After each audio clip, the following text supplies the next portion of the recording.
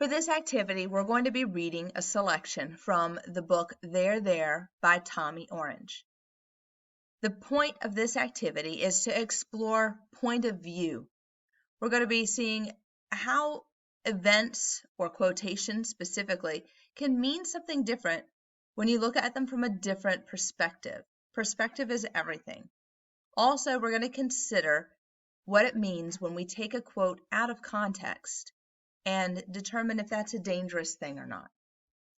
So we'll go ahead and start reading the passage. The passage starts with one of the main characters of the book, Dene, sitting in a waiting room to propose a grant for a project that he would like to do. His uncle has just passed away, and his uncle started a video oral history of Native Americans in Oakland. He felt that it was really, really important to document their stories and what happened to them and their lives and how their lives have changed over the years, but what is still important to them as Native people. So Dene is going to pick up where his uncle left off, and he's proposing the same video oral history of the Native people of America, but specifically the ones living in West Oakland like he does. Where are you from? Dene says. Actually, I don't have a place right now, but next month, me and some friends are getting a place in West Oakland. It's dirt cheap over there, Rob says. Dene clenches his jaw and blinks a slow blink at this. Dirt cheap. Do you grow up here? Dene says. I mean, no one's really from here, right? Rob says. What? You know what I mean. I do know what you mean, Dene says. You know what Gertrude Stein said about Oakland, Rob says. Dene shakes his head no, but actually knows. Actually Googled quotes about Oakland when researching for his project. He knows exactly what this guy is about to say.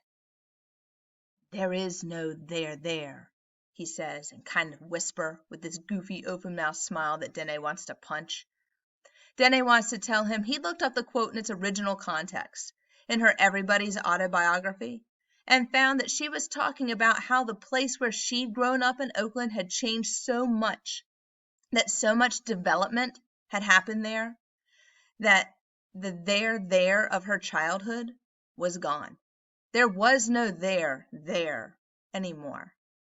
Dene wants to tell him it's what happened to the Native people. He wants to explain that they're not the same, that Dene is Native, born and raised in Oakland, from Oakland. Rob probably didn't look any further into the quote because he'd gotten what he wanted from it. He probably used the quote at dinner parties and made other people like him feel good about taking over neighborhoods they wouldn't have the guts to drive through 10 years ago. The quote is important to Dene. This is there.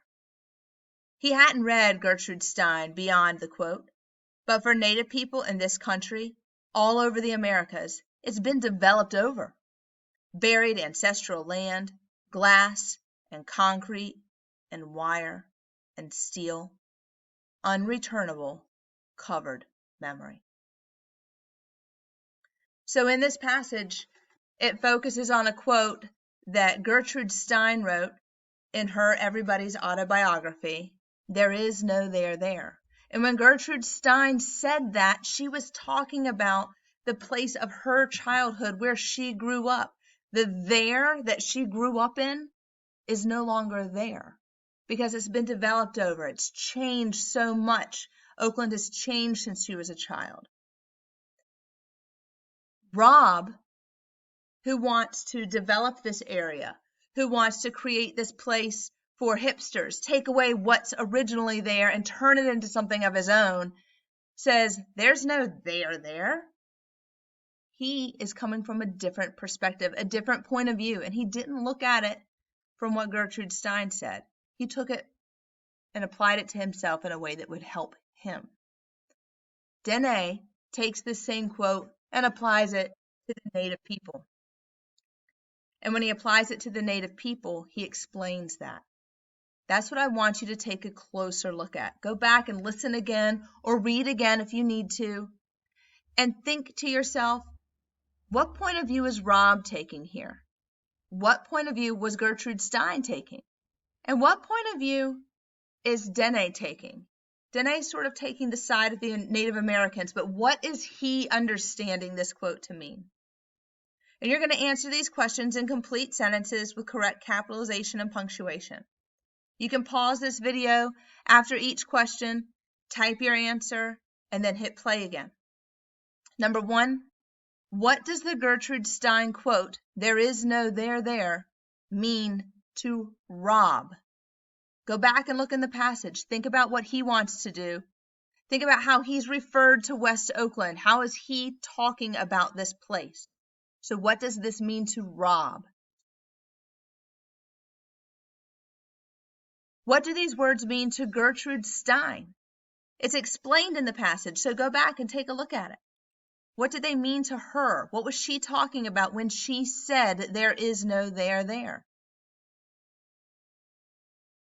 Number 3, what does this quotation mean to Danae? Remember, he sort of applies this quote to the Native people and himself because he is a Native person. So what does this mean to him?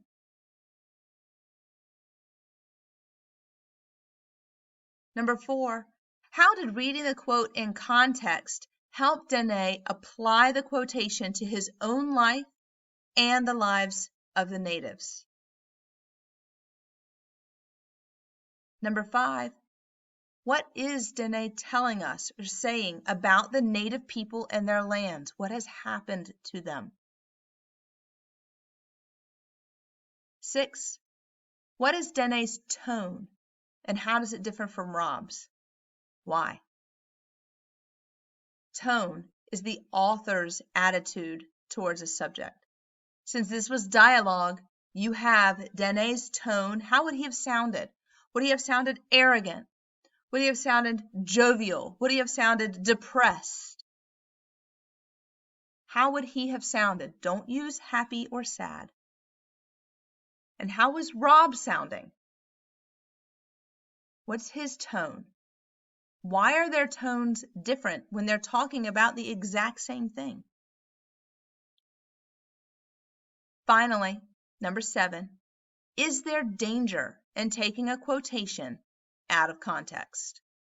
Explain. Whether you say yes or no, I want you to explain.